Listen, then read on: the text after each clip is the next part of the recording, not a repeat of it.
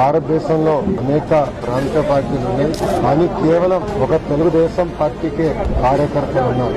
ఆ పసుపు జెండా చూస్తేనే మా లాంటి కార్యకర్తలకి ఒక ఎమోషన్. మొన్న జరిగిన మహానాడులో కూడా చాలా స్పష్టంగా కార్యకర్తలే మా అధినేత అని డిక్లేర్ చేసుకున్న ఏకైక పార్టీ తెలుగుదేశం పార్టీ. నాడు నేడు ఎప్పుడు కార్యకర్తలకు అండగా నిలబడేది తెలుగుదేశం పార్టీ.